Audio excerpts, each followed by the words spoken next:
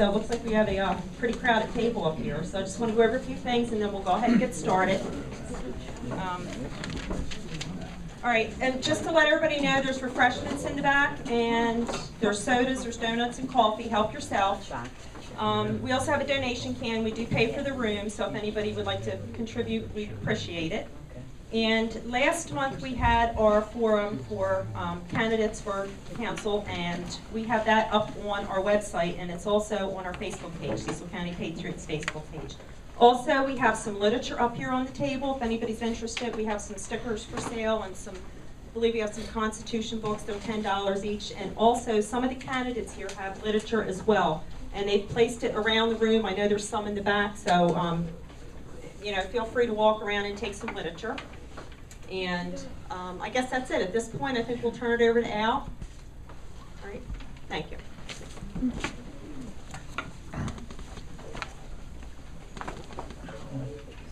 Okay, I'm going to be moderating, so to speak, tonight. With the number of candidates and the limited time, because we have to be out of here by 9 o'clock, we request the questions be directed to specific candidates. You can realize with 9 people going through, we might get about 5 questions through the night. Please keep the questions concise, no more than 20 seconds, I would ask. I tried a question at the House and I could do it in 20 seconds. We ask that the candidates limit their replies to 2 minutes. We will stop the questioning at 8:45 to allow 15 minutes for the candidates to talk to citizens. We must leave the center, as I said, by 9 o'clock. The questioning will start on my left and move back through the room and then down. We're going to start now with Mr. Hepron introducing himself and summarizing why he is running for the executive position. Please limit your introduction to 2 minutes and then we'll go right on down. Yes, my name is, well, they can hear me. My name is Harry Hepron. I've lived in this county basically just about 3/4 of my life. I lived in Kent County before that on a dairy farm. All my family lives here. I have 4 children, 12 grandchildren, and 2 great-grandchildren, and we all live in this county. And the reason my children all live here, I live here, and I love this county, and I look at everybody in here like my family. I served 2 terms as county commissioner. We did very well. I was the lone Republican serving on a Democrat board, and we still got things done because I knew how to deal and work with people. My goals are, if elected, which I think I will be, I don't want to be that sure of myself, but after 2 terms, I think my qualifications will speak for themselves. I was a fiscal conservative. Down the road was nothing but business. I love business. I ran my own company for 30 years. Basically, that's what I live and breathe, and my children have ran it now for 10 years. I have a value-added company I just started with my daughter and my sons, Dove Valley Winery, and that's a value-added in the ag industry. And that's doing very well for us. We're not setting the world on fire. Nobody is in this kind of economy, but we're paying the bills. So those are the type of things that I think we should start looking for to try to keep our economy going, because actually the farms right now, they got a lot of stuff being dumped on them. I went to some meetings, and if the governor does what he wants to do with everybody, the farms are pretty well going to be farms forever, and it's taking all their equity and everything out of their farms right now. It's pretty bad. Okay. Thank you very much. Thank you, Harry. Good evening, everybody. I'm Terry Moore, and I'm really, really glad that you're here tonight. We have a very important election coming up on April 3rd. All the people here before you are asking for your vote. Hold the microphone closer. Okay, is this better? Much better. Okay. Yes. Thank you. When I ran for county commissioner to represent you, I made 3 promises at that time. One was to eliminate wasteful spending and be a good steward of your tax dollars. The second one was to listen to your concerns and your input and promote open and transparent government. And the third one was to work across political and geographical boundaries to find solutions. And I'm very proud to say that I have kept all three of those promises. I'm here tonight asking for your vote as county executive. I will continue to work hard for you every day, doing all those things and more. Tonight is a very unique opportunity, and what we have before us is a very unique time in Cecil County history. I'm going to ask you tonight, as you are listening to the candidates, you're asking questions, and you're listening to those answers, that you keep in mind who you want to be the CEO of Cecil County, because that is the decision that you're making tonight. With the new charter government, we have a unique window of opportunity here before us. For the first time, we're going to have an elected official who works it day to day, who's covering all the responsibilities in the county, covering the, putting together a strategic plan also for the very first time in Cecil County's history. It takes an extraordinary person to be able to do this, and I will tell you that I think all of us in many, many ways feel like we know that we're going to have to surround ourselves with many, many good people in order to do it. But you deserve excellent and experienced leadership for our future. I feel I have the background, the education, and the experience, and will continue to lead you with integrity. I've represented you across our community, in Annapolis, and across our state, and I feel like I'm uniquely qualified to hit the ground running. Thank you very much.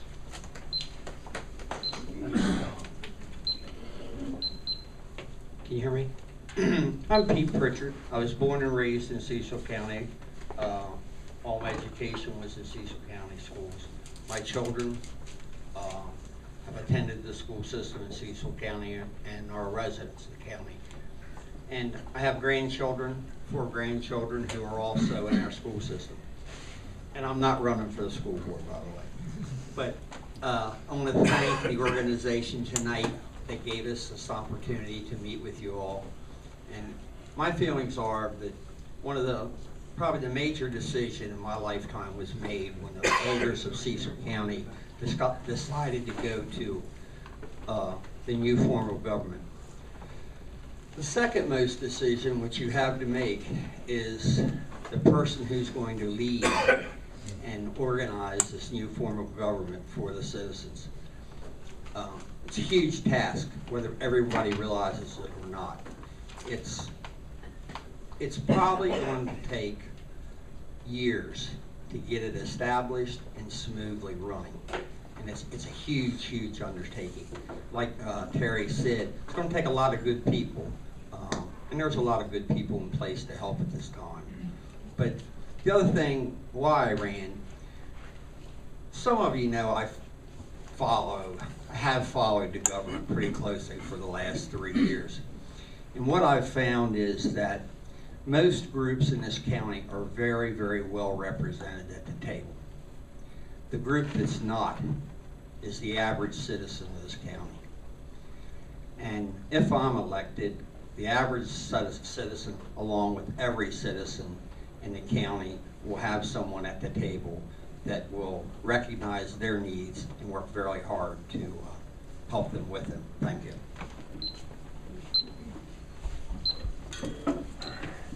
Good evening. My name is Paul Trapani, and I would like to thank Cecil County Patriots for creating this event and for inviting me to participate. I would also like to thank everyone for attending. Together we can make a positive impact on the quality of life for all citizens of Cecil County. I've lived in Cecil County for over 20 years and consider myself fortunate to own Harbor North Marina. Consisting of over 27 acres, it is one of our largest waterfront commercial facilities. I am proud to say that through tight money management, current slip fees are the same as when I purchased the marina over 15 years ago. Unfortunately, this situation is unlikely to continue. Economic conditions, such as fuel costs, taxes, and fees, have hit our recreational and tourism industries extremely hard. Compound this with unrealistic environmental mandates from both federal and state agencies, and we have a recipe for the loss of some of our county's most important revenue sources. Business is tough today, but the situation is even more dire for the average Ceciltonian. With an income just under $30,000, he qualifies for no assistance programs, and yet finds himself burdened with over $10,000 in taxes, fees, and other governmental charges. In my estimation, utilizing expense levels within the parameters of current entitlement programs, this individual has less than $50 per week for discretionary spending. Other individuals and small business owners facing similar conditions are many. They are the backbone of our county, and we cannot afford to allow them to perish. These programs require immediate attention, and that is my primary motive to run for the office of County Executive. Thank you.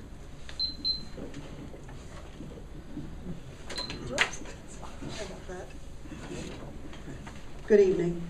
My name is Pam Howard. I'd like to thank everybody for coming out. This is indeed an important election, and I thank the Patriots for hosting it. The more events that we can have that the voters can learn all about us, better it is. As most of you know, I served for county treasurer for 12 years.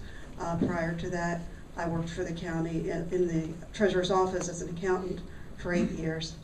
I am a lifelong resident. My parents are lifelong residents. My roots go really, really deep. After the election last time, the results didn't turn out quite so well for me, but I thought, well, that's enough. I've had enough of politics. I'm not going to do this anymore. I'm currently working in the city of Aberdeen, and frankly, every time I cross the bridge to go to Harford County, I feel like I'm leaving home. We're embarking on charter government. It is, as Pete said, a huge undertaking, and I think that we need, particularly in the first 4 years, we need someone that has well-rounded government experience. I have experience in the private sector, I have experience in the government sector. I've been doing this for 20 years, and I want to come back and serve again. Thank you. Good evening, everyone. Thank you to the Patriots for hosting this event. Charter government was chosen by a majority of Cecil County voters. The county executive will have the privilege of drafting the strategic plan and hiring all of the department heads and directors to implement the strategic plan. This is a lot of power for one person, and it's important that the voters elect someone they can trust. If elected, I will continue to be a strong advocate for accountability and transparency. I've supported a strong ethics process with requested changes to the existing ordinance, and the segmented audio recordings of all commissioner meetings have promoted transparency and provided a complete record, which cannot be altered. This was accomplished with no additional cost to the taxpayers. I am running for the county executive in order to see that the common citizen has a voice in their local government. Too many times, individual property rights are trampled on or not well represented due to the influence of big business and developers. During my first year in office, I was instrumental in bringing together many different facets of the community to address our county's most challenging problem, drug addiction. As recently polled by the Cecil Whig, many residents feel that the increase in crime in Cecil County is directly related to drug addiction. For the first time in Cecil County history, Cecil County Public Schools, Drug Task Force, Union Hospital, Health Department, Social Services, and other organizations came together with the united purpose of seeking positive solutions to address this problem. My strength is that I'm a hard worker. I am not afraid to stand up, and I'm not afraid to question. If you want a strong advocate for Cecil County as well as the common citizen, I would appreciate your vote. Thank you.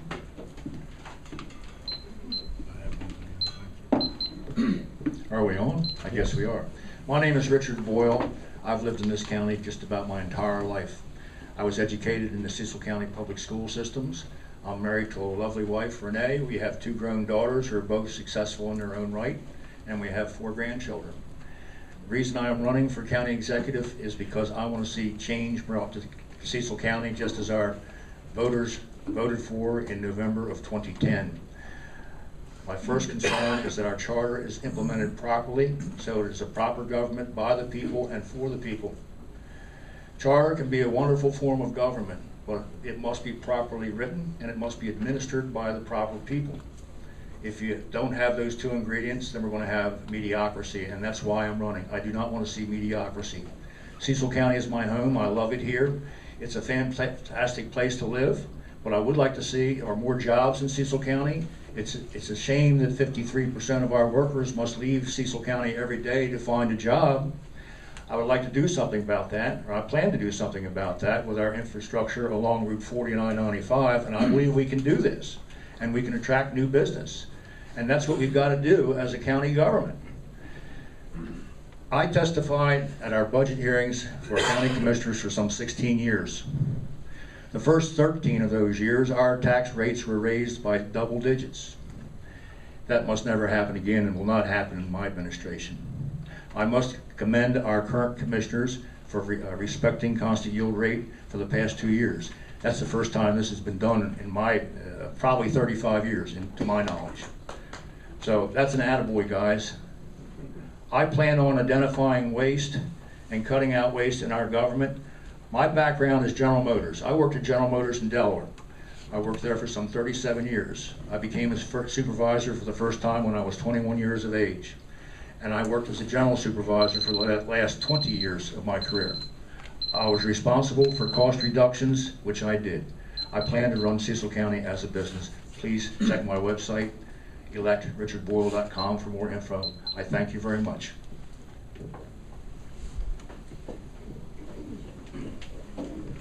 Hi there, my name is Winston Robinson, and I suspect most of you don't know me at all. But I've worked in 2 CPA firms, 4 internal audit departments. I've been a corporate controller, a corporate director of finance. I've been the county manager in Cecil County for 5 years. I was trustee for a couple of those of the Cecil County Public Safety Pension Trust.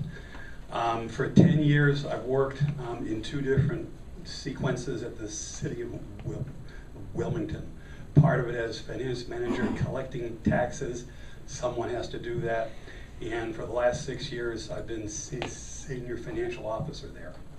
I've had to be in front of rating agencies justifying bad times. I've had to be in front of TV cameras justifying good and bad times. And I've seen what happens when government is not exposed to the media, and I've seen what happens when it does. I've worked for AstraZeneca, the Washington Post, and a couple other entities, and most of my career has been trying to give facts, trying to come up with what the options are, suggest options, and once the option is taken, making it work. What has to happen now is we have a chance to go into a government where there's an executive whose choice needs to be to pull the people together. Partisanship in government and partisanship amongst all the members of the community has to occur to get voices heard. But realistically, the solutions work best when democracy works and when people actually work together to implement it. You may not always like every solution that's on the boat, but in the end, the solution has to be implemented. Good evening. My name is Bob McKnight. I want to thank the Patriots also for having us this evening, for each of you taking your time to come out. I am a lifelong resident of Cecil County and currently mayor of the town of Northeast. I have served in that capacity for the past 20 years as chief executive officer.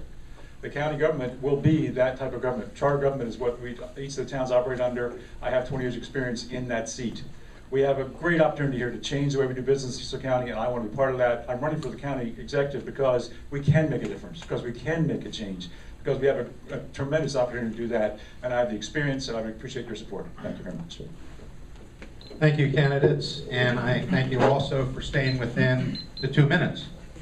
Okay, I would prefer no more than 20 seconds on a question, 2 minutes to respond, and be specific as to who this question is being addressed to, not to everyone. You can follow how long that would take to respond if everybody took 2 minutes. Any questions in the first table? Al. No, it's going to go down this side. Are you going to mention about the 10 seconds?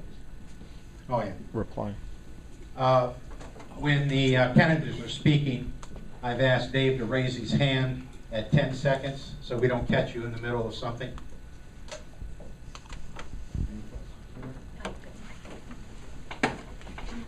Ms. Howard, I remember, I think it was 3 years ago where you were quoted in the Cecil Whig. It was right after the economy imploded, and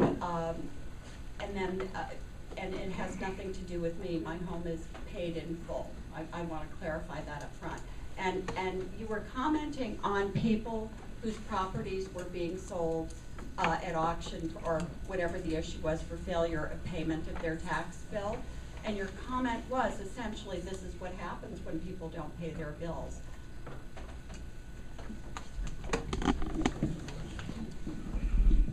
What is actually the question? You want her to respond? I want you to respond to that comment, because what I would have liked to have heard was, I realize that these are difficult times, some empathy. So please respond to the comment that you made. Well, I don't remember that. If that's the quote that was in the paper, I'm somewhat surprised that it was that blunt, because people that work with me will know that I am very empathetic to the taxpayers. I've worked for many, many years. We try to keep people from going to tax sale. There's many programs out there. Some people qualify, unfortunately, some don't. But the bottom line, as elected treasurer, by law, I was required to collect the taxes. And if I made a remark that was too blunt, or that came out in the paper too blunt, because with all due respect to my friends in the press, sometimes the quotes are truncated or edited. And all I can really say to that is that you need to talk to people that I worked with and people that know me. Because I bent over backwards to try to keep people from going to tax sale. But unfortunately, when you're in that seat, the other thing that you learn very quickly is that everybody has a story. And yes, there are some people that have very serious problems, very legitimate problems, and there are some that don't. And when you're sitting in the treasurer's chair, it's impossible to tell the difference.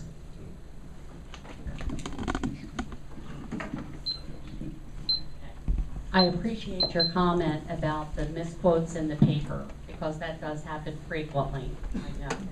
My question is for Commissioner Terry Moore and Commissioner Diana Brumel. Oh, just one? Just pick one. It's the same one. What do you consider your biggest accomplishment since you've been in office? Is that Terry? Well, I'd like to hear from both. Okay, I set the rules. Terry first. Terry. Oh, sorry, that's okay. That's a great question. I'm not sure that I can answer it with just one. I think that many of the things that we have done this past year have been indicative of a Board of Commissioners that was concerned about making sure that we kept the taxes as low as possible. This past year, the budget was smaller than the year before, and that's really important because we had to carve off $12 million off the top because of, as you all know, our property assessed values have gone down. So we were starting off with a negative $12 million. So we were able to do that. We were able to have a lower budget than the year before.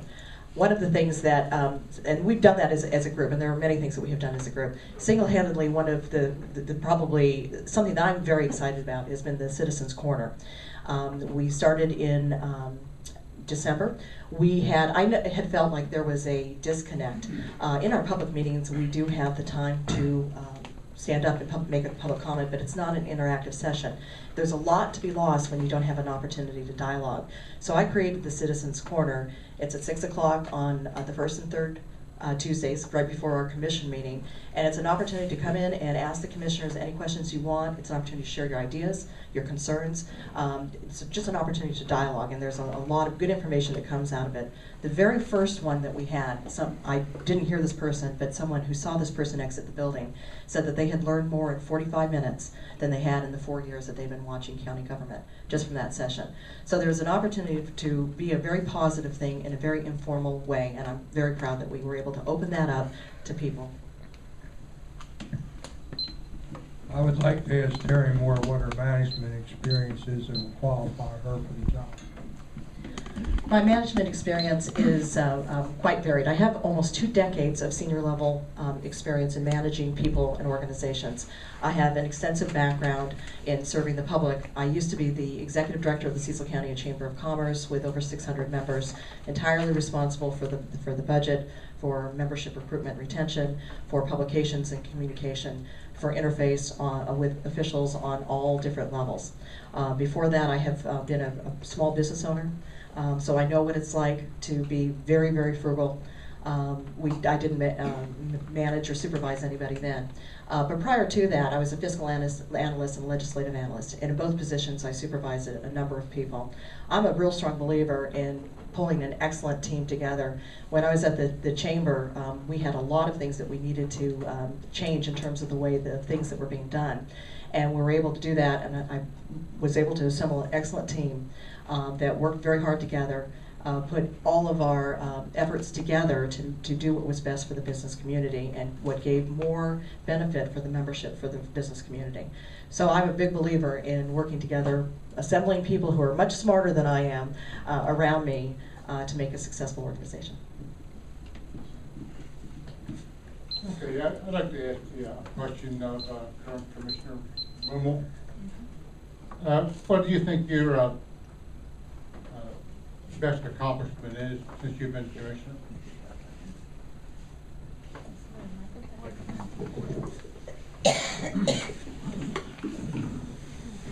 Well, it's hard to pick one, but just hearing from the community, it has to be in organizing the Drug Education Forum and bringing all the stakeholders together to in one room. And from what I heard, it was the first time in Cecil County history that this was done.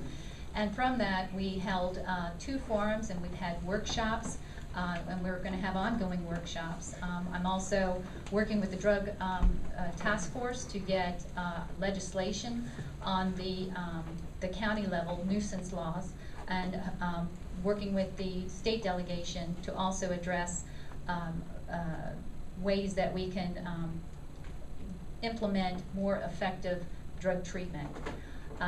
This is going to be an ongoing conversation. We've included the public in this, which is invaluable. I've found that there's a lot of the remedies to these answers come from the public because they've had to go outside the county to find ways to get the treatment for their children.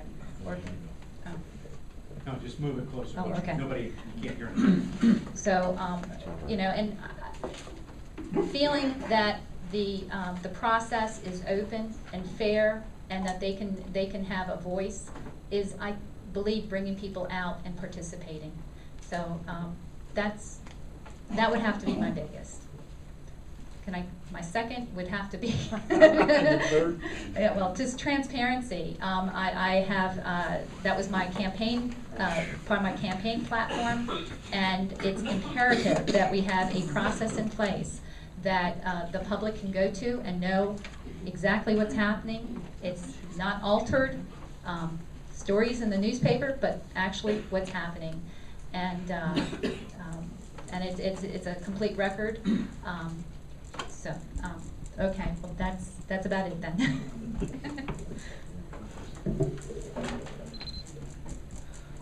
Daily around here lately, it's been robbing banks almost every day, methadone clinics, meth labs, heroin dealers, kingpins in exclusive neighborhoods. I consider the drug problem to be one of the major problems in this county.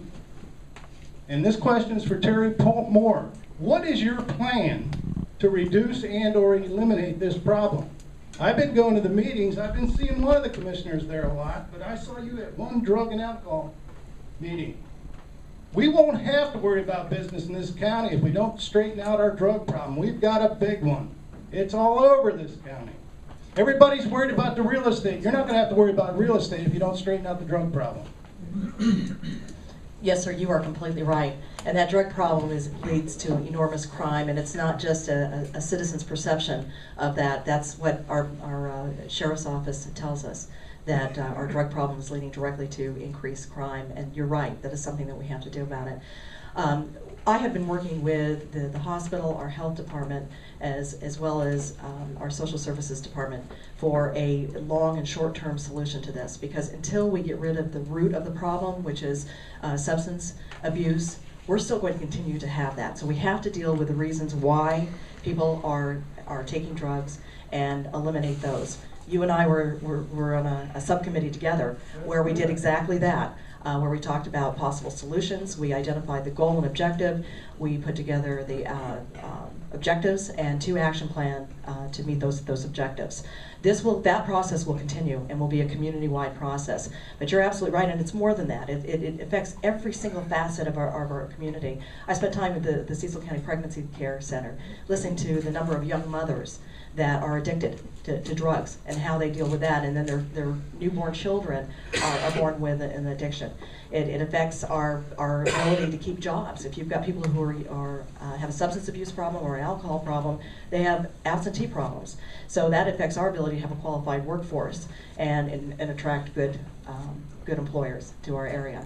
So this is a very comprehensive problem. I think for the first time, our folks in our community are willing not only to talk about it, but they recognize that there's a problem and there's a desire to do something about it, and I want to be part of that solution.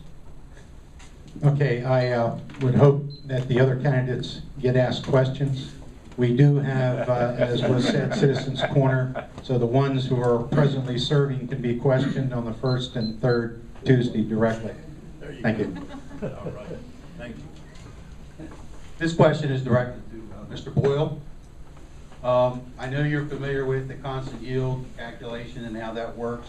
I wonder if you could comment on the homestead tax credit and the impact that has over the increase or decrease in property taxes overall, and if you have a position on that, I'd like to know. Do I have a position on that? I most certainly do. I told you earlier that I testified before our commissioners for some 16 years, and 13 of those years our tax rates are increased by double digits. Now, on the homestead tax credit, what happens, they can raise our tax rates as much as they want, or double digits like I just said, but our tax bill for the county can only go up by 8%. However, our tax bill on the state portion can go up by 10%. Now the problem we had, or I had in the middle, this past decade, around 05 forward, is that we were getting increases in our taxes, 8% every single year, and it looked like we would never catch up. Now as a retiree, this started to concern me greatly, because there was a point in time where I was going to be priced out of my house. Now, what should we do? What is the fix for this? I think we should lower that 8% down to about 2%, which would put the ownership on the county government to stay within the budget. Now, the last 2 years, our commissioners have. They've respected constant yield rate, which means in this year's budget, you're not spending any more than you did last year. Now, you may get a higher tax bill with that calculation only because our property values are going down. But we need a better safety than the homestead tax credit, in my opinion. And in my administration, we will have such. I hope that answers your question, sir.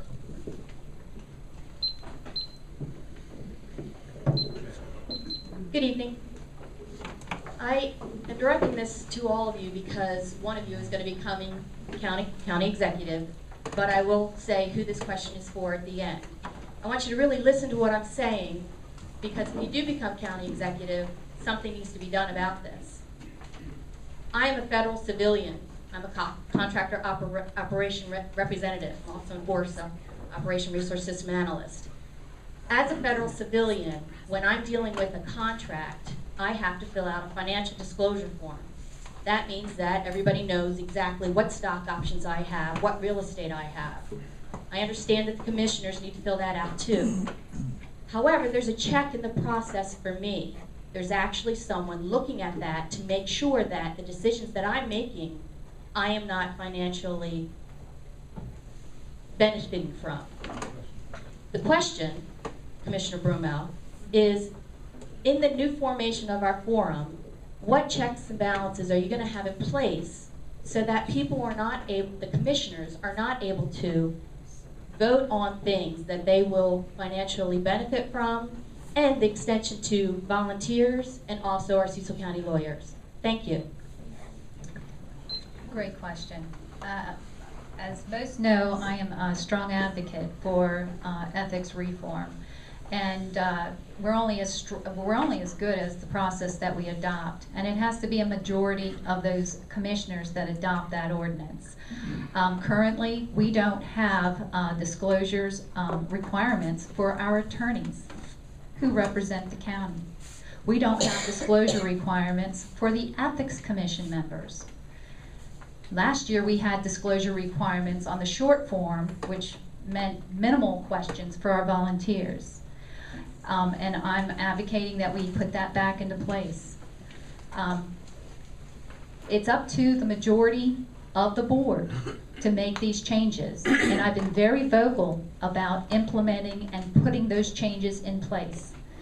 And after that, it's up to the commission, Ethics Commission, to follow through on that process, and when a complaint comes in, that they act on it. They should also educate the public that it's up to the public to file a disclosure or a ethics complaint for a conflict of interest. That they're not going to go out looking for it. The Ethics Commission won't go out looking for it. It's up to the public to bring it to their attention and to file the complaint. This process is only as good as the people that are participating and the rules that are in place. And as I see it right now, I have seen ethics violations, and there was a large ethics violation that was not acted upon last session, and we lost close to $1 million, in my opinion, because of that. My question is also for Commissioner Broom. Considering that you were one of the most vocal opponents of charter government, do you believe yourself capable of implementing it in a fair and unbiased manner? Thank you, Stephen, for that question. And because I want a fair and impartial manner, I will work hard to make sure that the checks and balances are in place. We need a fair and balanced equity and power with the legislative and the executive power. Currently, we're going to lose our treasurer. We're going to have a finance director, but who's going to be looking over his shoulder? Other counties that have adopted charter, they have an auditor. So I would like to have that auditor in place. And the, no, not currently. Okay, hold on. And then the county executive will be the one to hire the attorney. So there will be one attorney on staff so far, but I believe that the council should have an attorney that represents their interests, because I think what it comes down to is the executive could fire the attorney if he doesn't work in his best interest. So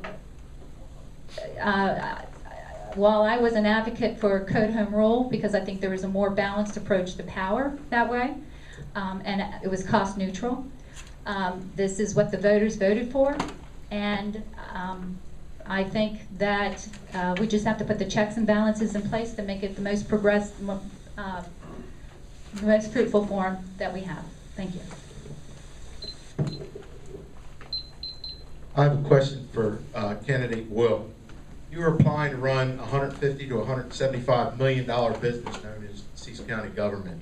Your lead qualification is a UAW supervisor. Please explain to us how a glorified, in my opinion, babysitter for a financially failed corporation will benefit the citizens of this county. Good question. I worked for General Motors for 37.5 years, and in my tenure, General Motors was successful. I retired some 10 years ago. I handled a budget a lot larger than Cecil County. I also supervised more people than the 612 employees currently employed by Cecil County. My last 3 years, I had 975 people directly and indirectly. I was responsible for cost reductions. I was given goals by the corporation, a lot tougher than I would have ever dreamed up for myself. And if I had not met them, I would have been out of a job and somebody else would have been there who would have met those goals. I can manage this government as a business, and that's what I intend to do. and my qualifications are excellent. If you look at my website and look at my qualifications, you will see exactly what I'm saying. I plan on running this county as a business, looking at the bottom line, which means reduced taxes for our taxpayers. I hope that answers your question, sir. Mayor McKnight, as county executive, what are your top 3 priorities the day you take office?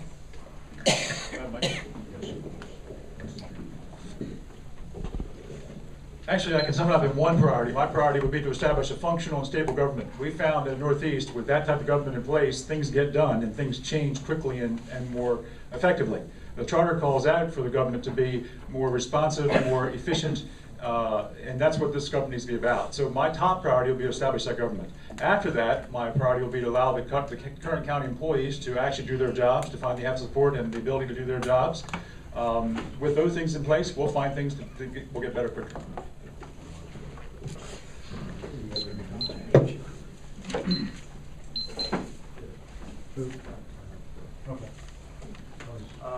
Mr. Robinson, would you tell us what the salary for the county executive will be?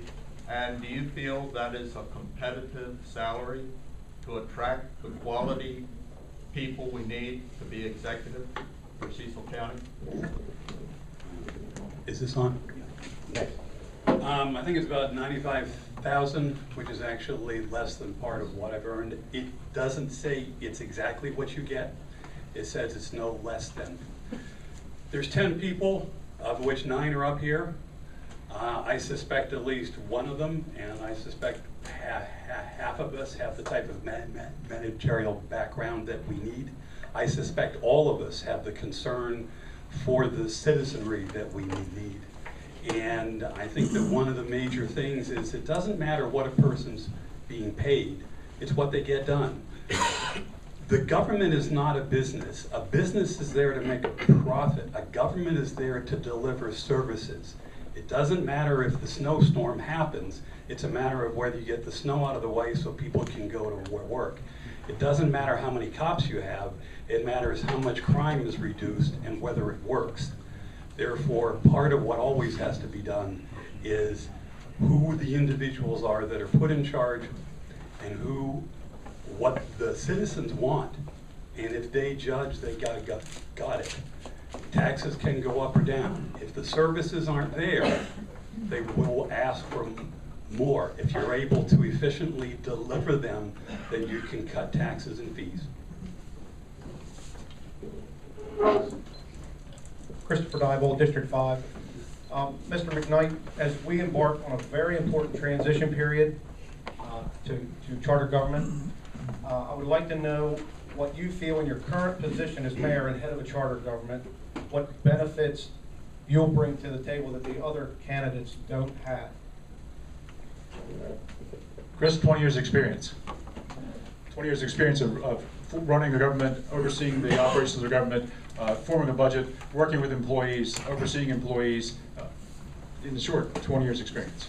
You're doing exactly this job. This question is for Diana Broomall. The county executive position involves being responsible for a $180 million budget and managing approximately 600 people. You have only been commissioner for 1 year with limited experience. From what I know about you, you have no formal education in business management, such as a bachelor or master's degree. You have never held a job where you have supervised any personnel that amounts to anything.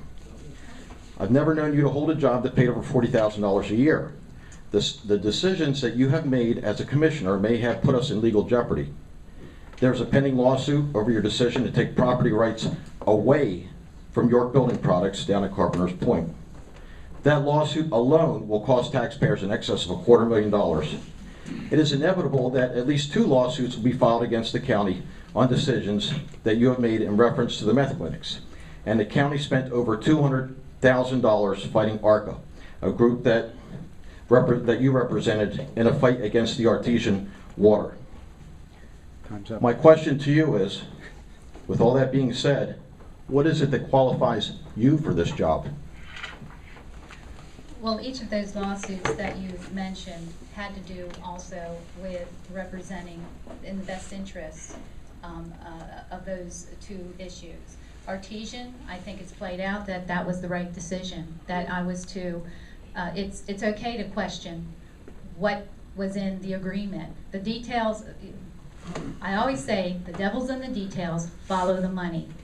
Artesian is a company that is beholden to their stockholders. They're not beholden to Cecil County. Carpenter's Point, the citizens came out. They did a wonderful job of representing themselves. It was stewards that spotlighted this parcel of land for rezoning. They brought great arguments that we heard on the comprehensive rezoning staff, validating why that property should be changed to NAR. What have I done that gives me the managerial experience? I have managed a veterans home for 15 years successfully. My husband and I own and operate Vintage Woodworks, 15 years plus. I have been a county commissioner for a year, and I think there's a few employees, as you said, 600, that I'm accused sometimes of micromanaging, because the devil's in the details, follow the money. Thank you. It's on. It's on. My question is for all of you, and I don't want an answer, I'd just like to raise a hand, so that'll take less time. The school budget makes up the largest percent of our local budget, and I believe it's about 48%. By the raising of hands, how many of you have attended the most recent school board meeting where they actually go over the budget?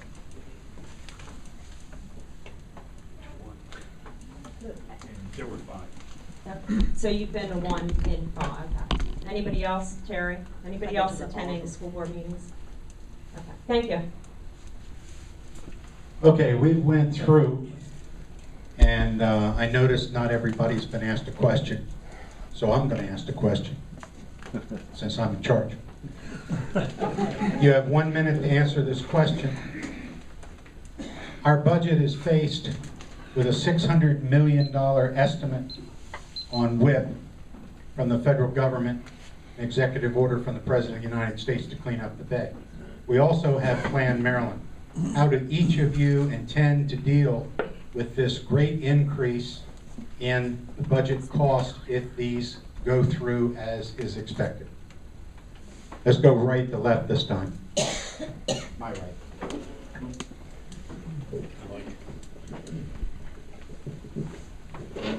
Let me say that the WIP costs are absolutely impossible to work with. It can't be done. So the first thing to do is go back to the table and work with a plan that may function and may actually work. We need to find ways to work with the federal government and state government to ease the requirements, to work on a different plan that will give us the ability to maybe get something done. Because what they've asked us to do, we cannot do, and that's what we have to say. We cannot do this.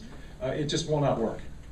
So it's time to stand up and say that and work with the delegation to try to get something changed. Plan Maryland's executive order is put in place. It takes away our planning. Again, because we're Cecil County and not Montgomery County, Baltimore City, Baltimore County, we get those kind of things dumped on us, and I'm not real sure there's a way out of it, quite honestly. So I'm not sure what I'd do with Plan Maryland except try to work within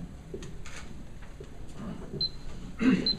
I think you're going to hear part of the same answer each time.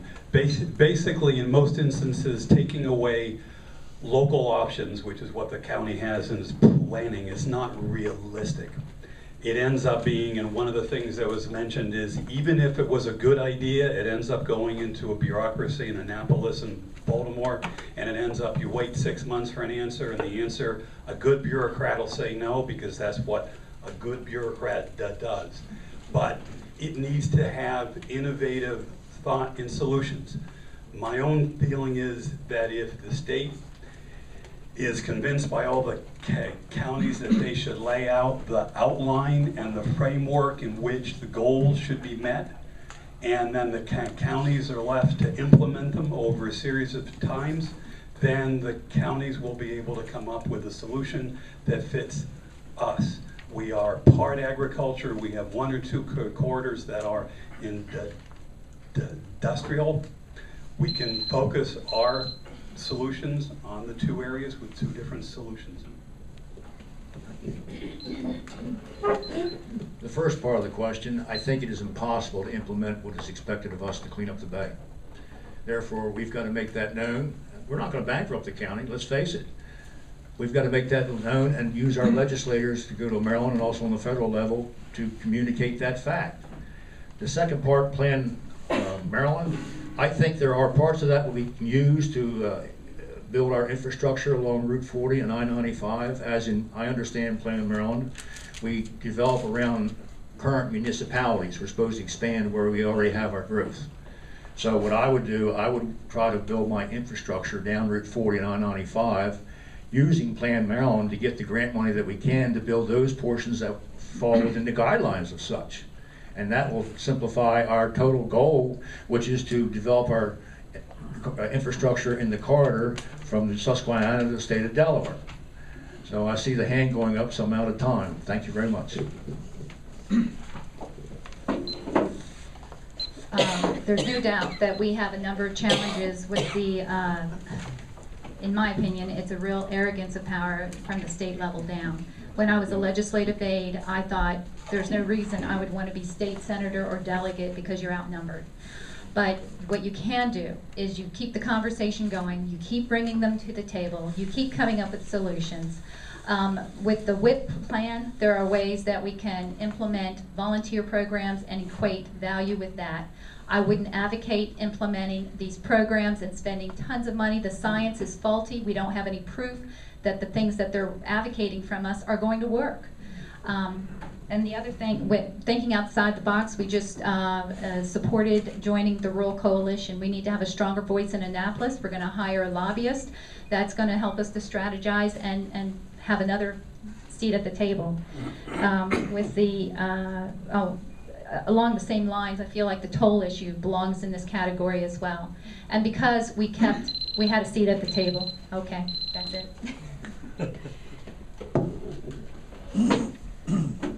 As the question moves down this way, a lot of the answers have been already repeated, but I think the WIP plan and the Plan Maryland it's sort of a overall problem with the state. The ideas are good. I mean, the goals are laudable. Clean up the bay. If you read Plan Maryland, which Dr. McCarthy I did after I talked to you, front to back, the goals are very good.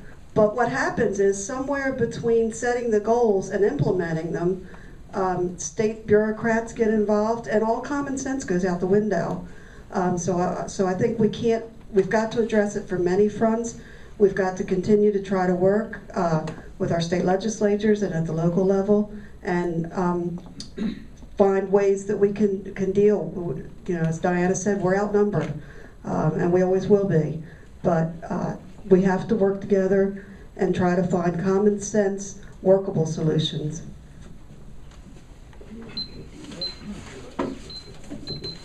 Well, there's no question that that type of an economic burden would bankrupt many people and perhaps our entire county.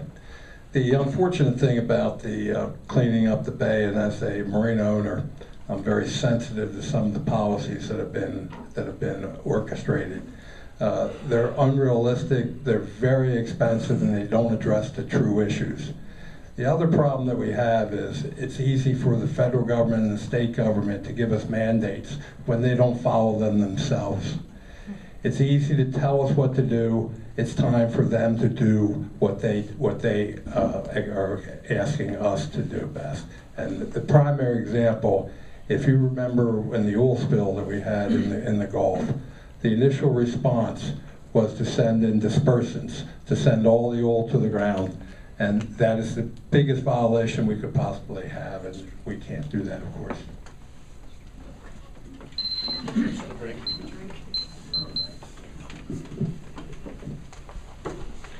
Plan Maryland is, first of all, it's an executive order, and it's in place now.